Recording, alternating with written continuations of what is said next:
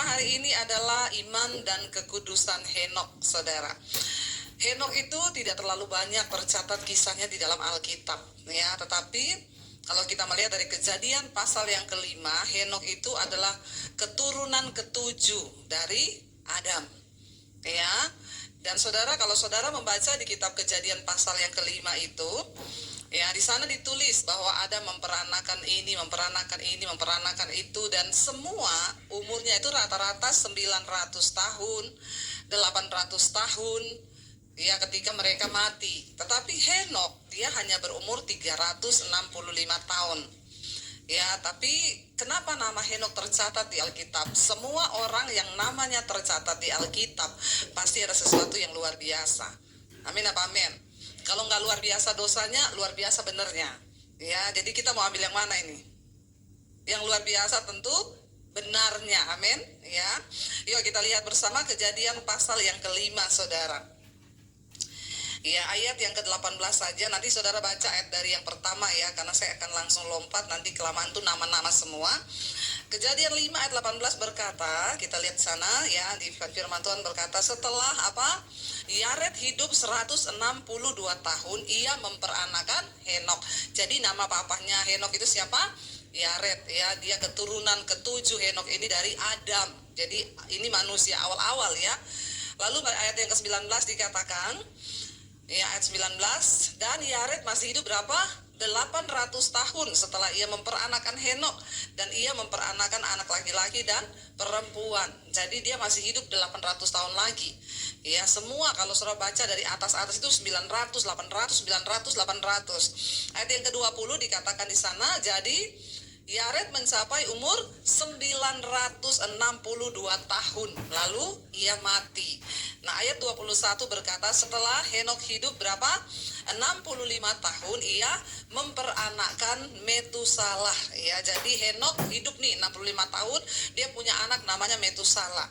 Ayat 22 di sana dikatakan, dan Henokh hidup bergaul dengan Allah selama 300 tahun lagi setelah ia memperanakkan Metusalah, dan ia memperanakan anak-anak lelaki dan perempuan. Ayat yang berikutnya 23, jadi Henokh mencapai umur 365 tahun. Ayat 24, dan Henokh hidup bergaul dengan Allah, lalu ia tidak ada lagi sebab ia telah diangkat oleh Allah. Cuma itu catatan tentang Henokh. Saudara, Henokh ini umurnya tadi berapa dikatakan? 365 tahun. Kalau dibandingkan papahnya yang 900 tahun lebih, berarti kan Henokh ini nggak ada separuhnya ya. Kalau orang umur 90 tahun, berarti Henokh ini ibaratnya cuma 30 tahun. Lalu dia nggak mati. Kalau saudara baca semua kisah di atas, lalu matilah Yared, matilah ini, matilah itu. Tapi kisah tentang Henokh, ya, cuma dikatakan dia itu ya hidup tadi apa? Coba kita kembali ke ayat 21 tadi dan 22, 21 dulu. Jadi Henokh itu hidup ya. Ayat 20 tadi dikatakan Henokh itu hidup bergaul dengan Allah ya. Ayat 21. Nah, dan Henokh hidup bergaul dengan Allah selama 300 tahun lagi setelah ia memperanakkan Metusalah dan ia memperanakkan anak-anak yang lain. Dan setelah itu catatannya, lalu Henokh tidak ditemukan lagi sebab dia diangkat hidup oleh Tuhan. Henokh tidak mengalami kematian, dia tidak mengalami rasa sakit, dia tidak masuk rumah sakit, tapi dia diangkat hidup. Siapa yang mau diangkat hidup? Nggak ada yang mau. Anak-anak Tuhan di sini pada tidak mau, ya saya mau. Kenapa saudara? Sebelum Yesus datang nanti, sebelum masa penganiayaan besar, kita orang yang percaya dan hidup kudus akan siapa tahu besok kan? Amin. Bagian kita adalah harus hidup di dalam kekudusan. Alkitab berkata Henokh itu bergaul dengan Allah. Ya, dan dia tidak ada lagi sebab dia diangkat oleh Tuhan. Cuma 2 catatan di Alkitab yang berkata bahwa Henokh hidup bergaul dengan Allah. Nah, saudara, selama hidup kita ini kita bergaul dengan siapa? Saudara banyak bergaul sama siapa? Pak? Ya, enggak usah terlalu banyak teman, saudara. Itu kalau terlalu banyak teman jadi banyak pusing. Ntar, ya iya saya teman sama itu, saya diceritain. Pusing hidup ini. Ya teman banyak, sahabat sedikit aja. Dan gak usah cerita-ceritain hidupmu, rahasiamu ke teman-temanmu. Ya, karena pergaulan penting. Kalau kita bergaul dengan orang yang jahat, maka kita jadi jahat. Kita bergaul dengan orang bijak, kita jadi bijak. Tapi bergaul dengan Tuhan jadi apa? Mulia. Amin. Saking Henok itu tiap hari bergaul dengan Allah. Bagaimana sih bergaul dengan Tuhan itu, saudara? Apakah Henok di kamar terus? Tiap hari tidak keluar-keluar? Alkitab bilang dia manusia biasa, punya anak juga loh, memperanakan laki-laki dan perempuan. Ya, Henok itu hidup bergaul dengan Allah. Nah, hari-hari ini kita jangan hanya menjadi orang Kristen, tapi mari kita hidup bergaul dengan Tuhan. Ya, kalau kita mau ingin jadi seperti Henok, ya kita meniru, saudara. Tanpa kekudusan kita tidak mungkin melihat Tuhan. Makanya syarat pertama untuk bergaul dengan Tuhan, hidup kita harus kudus. Makanya tema hari ini iman dan kekudusan Henok. Amin. Tuhan gak mau deket-deket, apalagi bergaul sama orang yang banyak dosa. Ya, makanya Alkitab bilang Allah itu kudus. Ya, dan barang siapa yang harus menjadi sahabat Tuhan, kita harus hidup takut akan Tuhan. Ya, bergaul dengan Tuhan itu artinya, saudara, ayo libatkan Tuhan dalam segala hal dalam hidup kita. Ya, di dalam kita merencanakan sesuatu, melakukan segala sesuatu, ya enak, saudara, hidup bergaul dengan Tuhan itu. Makanya orang kalau hidupnya banyak bergaul dengan Tuhan, yang dia banyak dengar itu adalah suara Tuhan, bukan suara setan. Ya, kita banyak bergaul dengan Tuhan, yang kita dengar ya suara Tuhan. Makanya hidup kita penuh damai sejahtera. Tapi orang kalau tidak bergaul dengan Tuhan, dia tiap hari yang dengar suara setan. Orang salah sedikit aja udah itu kan. Makanya memang mamamu tuh begitu, papamu tuh begitu, memang kakak iparmu tuh begitu, memang begini, lalu emosi. Nah, itu kamu bergaul dengan setan. Tapi kalau kita bergaul dengan Tuhan, baru mau marah, ada suara yang bilang, "Nggak usah, tinggalkanlah panas hati itu, marah-marah itu dosa di hadapan Tuhan." Jadi dengan Tuhan itu, saudara, nggak usah yang mistis-mistis ya. Banyak orang Kristen tuh berpikir bergaul dengan Tuhan itu apa? Duduk bertapa puasa 1 bulan. Ya, tidak makan-makan 1 bulan. Makan kau.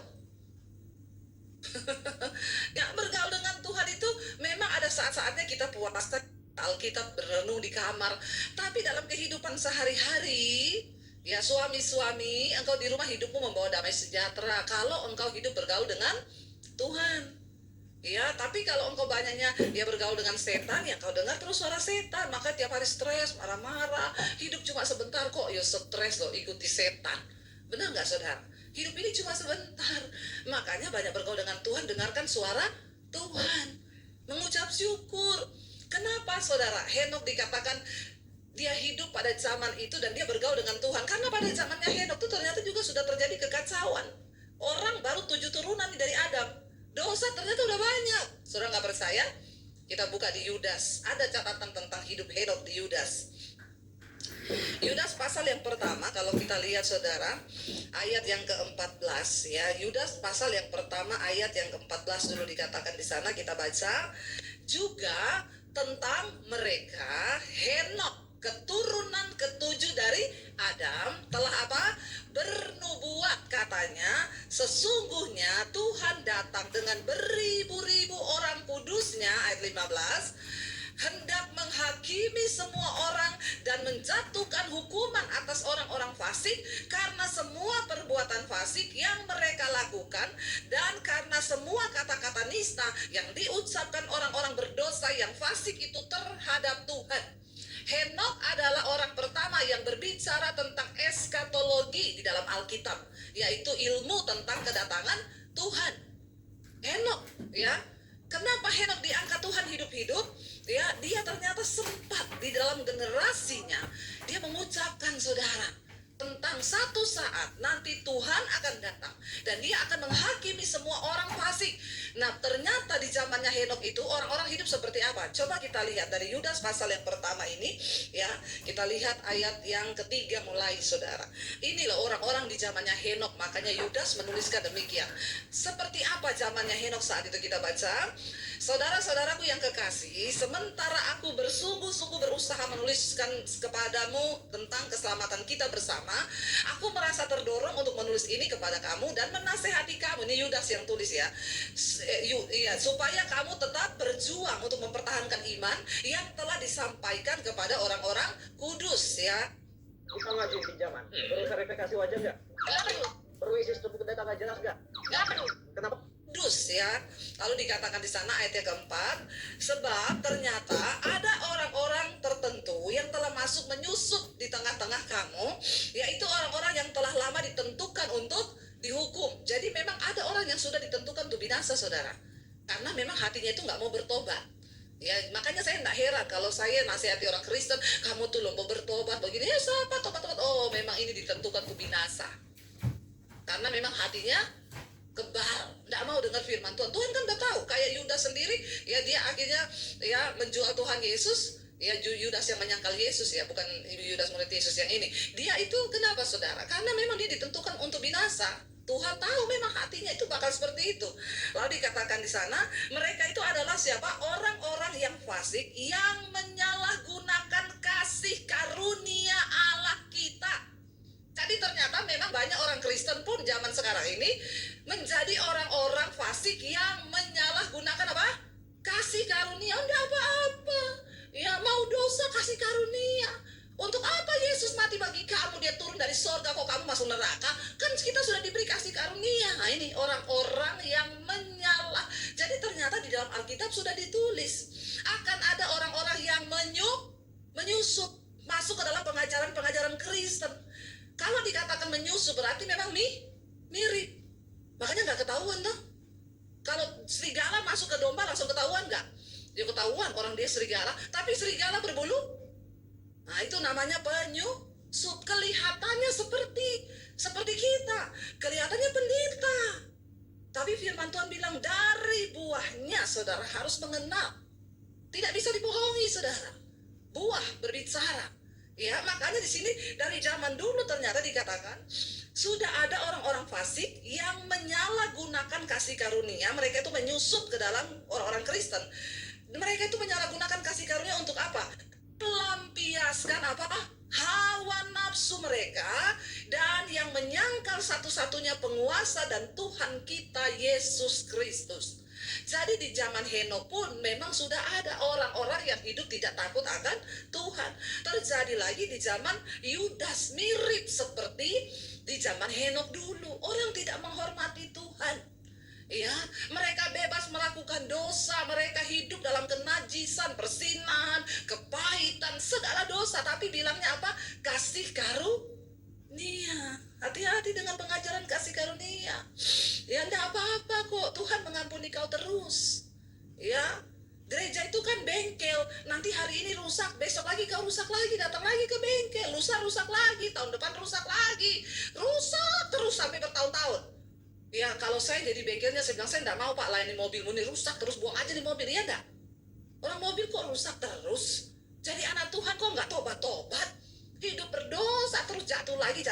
Tuhan juga tahu ya kejatuhan yang seperti apa. Kalau kita jatuhnya ini cuma marah, oh memang saya lepas kontrol ya, saya tadinya nggak kepengen marah sih, tapi akhirnya marah, ampuni aku Tuhan. Itu Tuhan maklumi, itu dosa namanya hilaf. Tapi kalau bersinah, selingkuh, homo, itu bukan hilaf, itu doyan.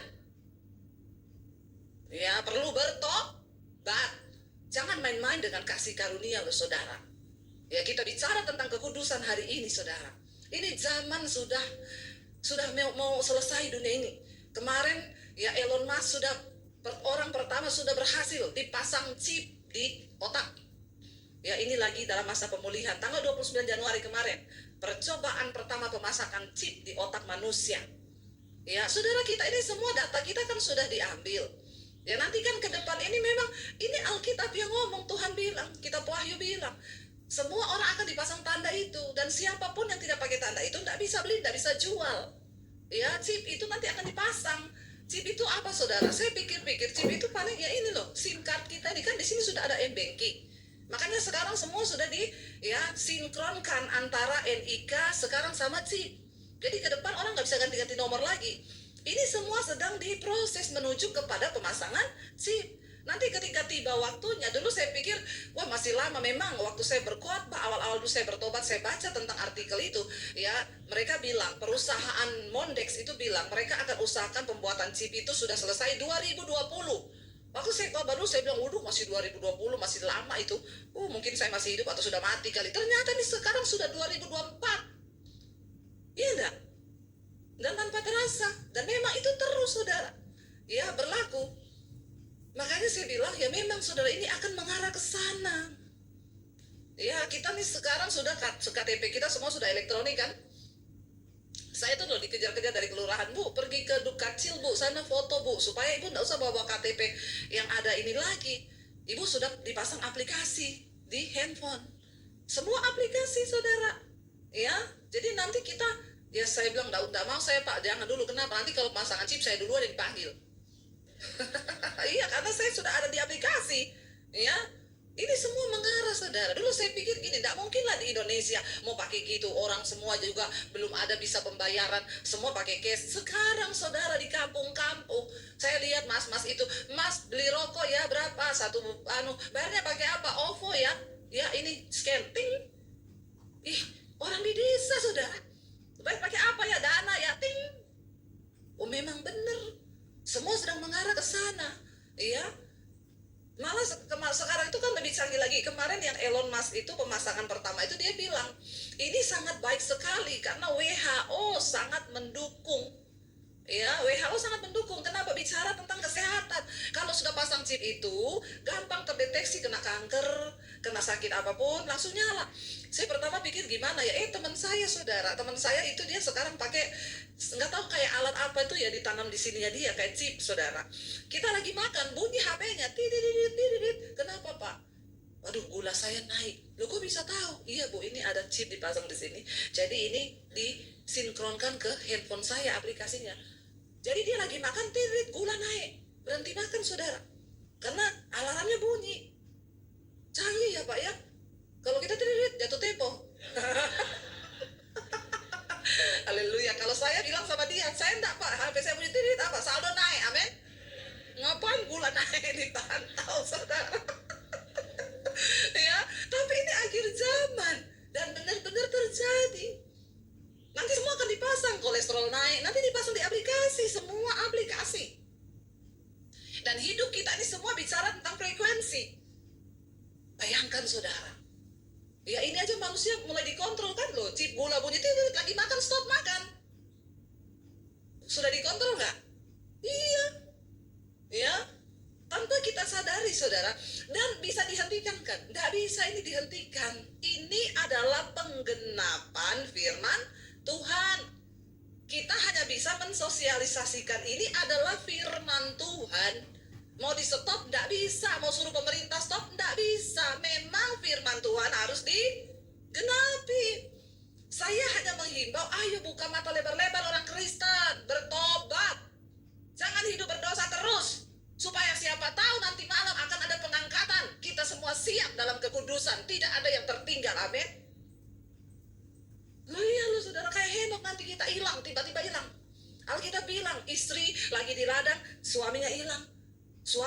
Istri lagi di rumah, istrinya masak, tiba-tiba hilang. Rapture diangkat Tuhan dalam kekudusan. Ya makanya beres-beresin hidup mulai dari sekarang. Yang banyak dosa bertobat, yang banyak utang bayar. Mau diangkat malaikat ada utang belum lunas. Ya, cukupkan dirimu dengan apa yang ada padamu. Amin. Hidup tuh enggak usah maksa. Kalau ada dipakai, kalau dikasih dipakai, enggak usah. Amin. Ya, saya kalau dikasih orang barang mahal ya tak pakai, dikasih. Ya kalau enggak usah beli. Amin. Bisa enggak saya beli? Bisa, tapi aku mau. Ya uangnya bisa buat jadi berkat yang lain. Daripada benar, saudara, ayo kita buka mata loh hari-hari ini. Kita ada di penghujungnya akhir zaman. Dan pengajaran-pengajaran orang-orang yang menyusup ngomongin tentang karunia, kasih karunia semakin banyak. Nggak apa-apa dosa, nggak apa-apa. Wong Tuhan sudah mati kok buat kita. Ya masa sih kita nggak masuk surga? Yesus aja turun dari surga karena kasihnya menyelamatkan kita. Masa cuma karena kita homo, kita lesbi, kita selingkuh, kita kepahitan, masa kita nggak masuk surga? Orang kudus, Henok hidup kudus. Bergaul dengan Tuhan. Terangkat hidup-hidup. Ya, jadilah sahabat Tuhan. Lalu kita lanjut ayat yang berikutnya, dikatakan dosa-dosanya apalagi saudara di sana. Ya, kita lanjut Yudas tadi, ya. Bung hari ini 20%.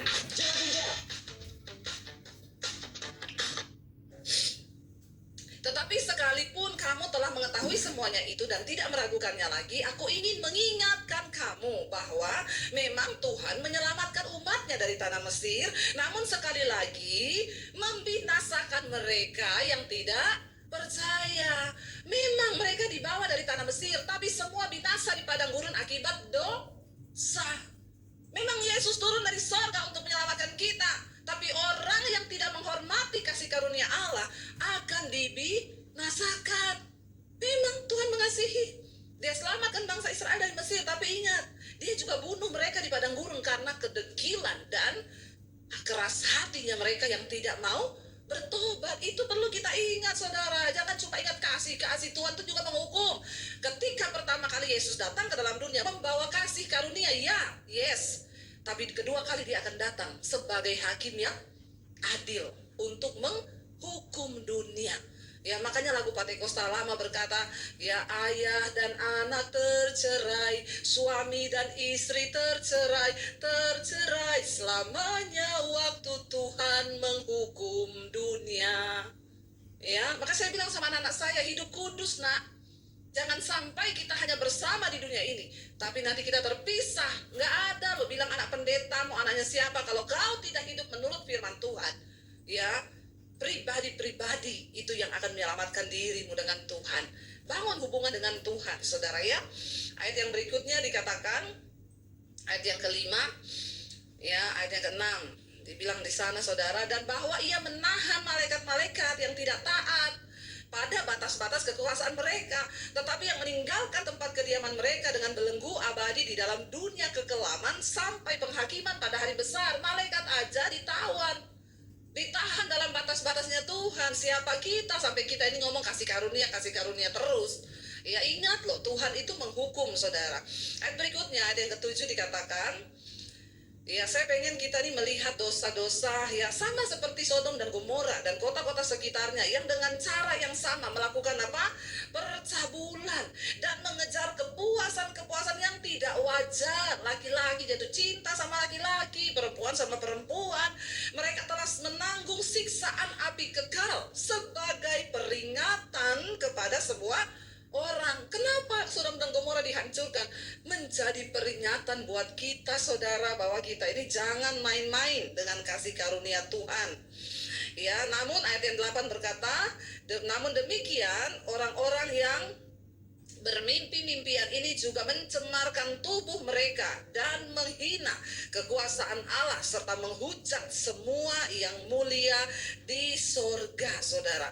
Kita lanjut ayat yang langsung aja ya, ayat yang ke-11. Celakalah mereka yang mengikuti, ayat yang ke-11, saudara ya.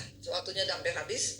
Celakalah mereka yang mengikuti jalan yang ditempuh Kain, dan karena mereka oleh sebab upah menceburkan diri ke dalam kesesatan Bileam, dan mereka binasa karena kedurhakaan seperti Korah.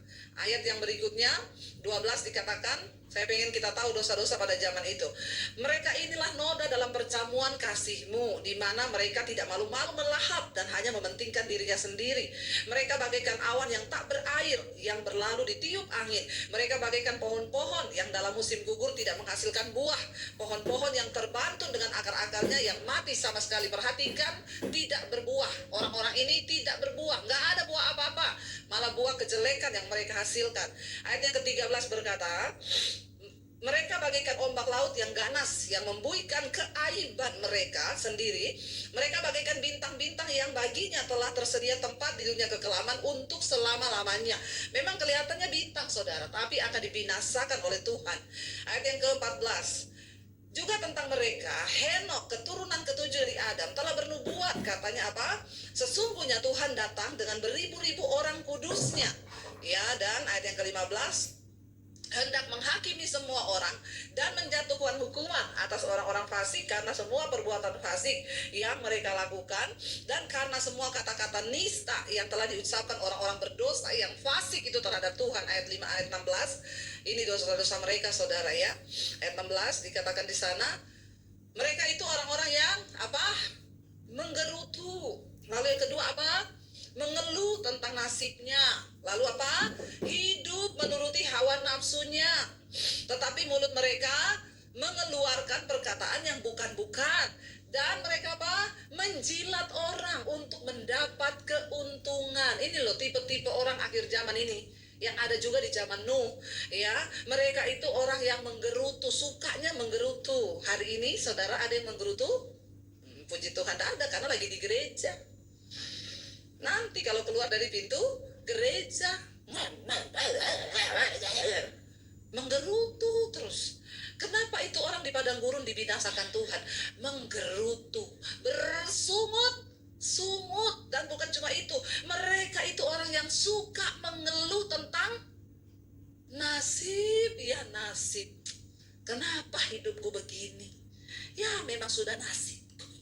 Ya, daripada menggerutu, daripada bersungut, mengeluh tentang nasibmu, lebih baik engkau bersyukur. Siapa tahu nasibmu bisa berubah. Amin. Ya, bisa nasib itu dirubah. Tergantung dari cara hidup kita.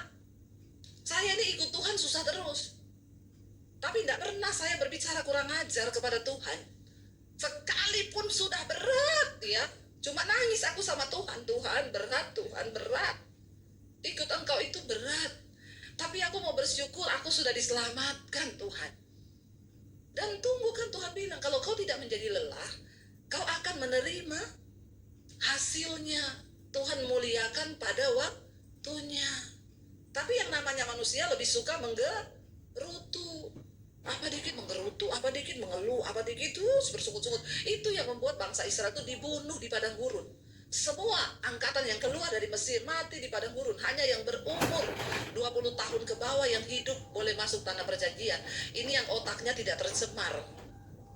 Bayangkan saudara, ya, mengerikan toh. Dosa itu ternyata menggerutu. Sudah tadi najis, hidup menuruti hawa nafsu. Tiap hari bersungut-sungut, hidup menuruti hawa nafsunya. Ya, mulut mereka tuh mengucapkan perkataan yang bukan-bukan. Ya, hati-hati anak-anak muda juga sekarang. Ya, banyak menggerutu. Nasib pun tidak akan berubah dengan menggerutu, justru terkutuk, Alkitab bilang. Ini ternyata dosa yang sangat bahaya. Ya, hidup menurut hawa nafsu, ya, tidak peduli Tuhan. Ya, pokoknya ya mau bersinah, mau apa, terserah. Ya, tapi kan bagi Tuhan nggak ada yang mustahil. Saya kemarin baru pulang dari Gunung Mas, ada ibu-ibu bersaksi. Ya Bu, saya bersyukur dapat channel ibu. Padahal saya sudah gugat cerai suami saya. Surat cerai sudah keluar Bu. Saya nggak tahan dengan suami saya ini. Mabok, bersinah, narkoba, ya pembohong. Semua dosa udah adanya di dia. Anak angkatnya Lucifer kayaknya. Ya, jadi Bu itu nggak mau berubah Bu. Bayangkan sampai saya ini stres. Untung saya temukan channel ibu di tengah masa pandemi. Saya ngikuti semua khotbah-khotbah ibu. Saya bersyukur, saya belajar bersyukur. Saya tidak mau bersungut-sungut. Walaupun saya sudah terlanjur gugat cerai dia Bu, tapi saya mau Tuhan pulihkan. Saya doa seperti doanya ibu, hajar suamiku Tuhan supaya dia bertobat. Saudara, dipulihkan Tuhan. Kemarin saya ketemu mereka suami istri. Ya, suaminya bilang, terima kasih Bu, puji Tuhan loh Bu. Aduh, saya itu baru sekarang tiap hari dengar mesbah doa, mesbah syukur. Nggak narkoba lagi, nggak merokok lagi, nggak minum lagi, nggak mabok lagi, nggak judi lagi, nggak selingkuh lagi. Ya, kenapa saudara? Karena ada istri yang mau duduk di kaki Tuhan, ya, berhenti menggerutu, berhenti mengeluh, tapi mau menyerahkan hidup mereka ke dalam tangan Tuhan. Itu bisa dipulihkan saudara. Ya, makanya dikatakan ayo ya, berhenti berbuat dosa, tinggalkan semua itu. Lalu dikatakan ayat yang berikutnya di sana. Ya, kita baca ayat yang ke-15 ya.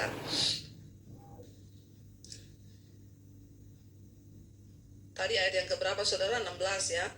Oh iya, 16 itu sudah selesai sampai di situ ya. Dan dikatakan di sana mereka itu juga adalah orang-orang yang suka menjilat untuk mendapatkan keuntungan. peruntungan ya. Ayat 17, tetapi kamu saudara-saudaraku yang kekasih, ingatlah akan apa yang dahulu telah dikatakan kepada kamu oleh rasul-rasul kita Tuhan Yesus Kristus. Ya, Tuhan kita Yesus Kristus. Saudara, kita sudah mengerti kebenaran. Ya, ayo jangan jadi penjilat. Ya, ngapain sih, mending cari muka sama Tuhan daripada cari muka sama manusia. Ya, makanya orang yang mulutnya manis itu jangan dipercaya ya. Mending yang langsung ceplas-ceplos saja ya, daripada yang terlalu manis. Kalau ketemu orang luar biasa ya, kalau saya langsung pret. Ya, karena orang-orang yang suka menjilat itu bahaya. Dari zaman Nuh juga ternyata sudah ada mereka-mereka itu. Karena akibat dosa. Sebenarnya dosa zaman sekarang dari zaman Nuh juga, dari zaman Adam dan Hawa ya sama toh. Sama, nggak ada bedanya. Karena namanya tetap dosa, dosa. Jadi nggak ada bedanya. Makanya mari kita bertobat, bersyukur kita masih diingatkan. Ayo pulang dari sini, ya jangan lagi bersungut-sungut. Suami istri menggerutu, ingat loh ya. Ya ingat pesannya Henok loh ya. Bertobat ya. Saya percaya, saya undang para imam musik maju ke depan. Kita percaya saudara, kita orang-orang yang mau dikuduskan Tuhan dan mau senantiasa hidup melakukan kehendak Tuhan. Kita mau bergaul dengan Tuhan.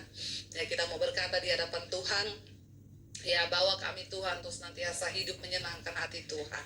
Ya, biar kita mau katakan kuduslah Tuhan. Bangkit berdiri bersama saudara. Datang pada Tuhan hari ini.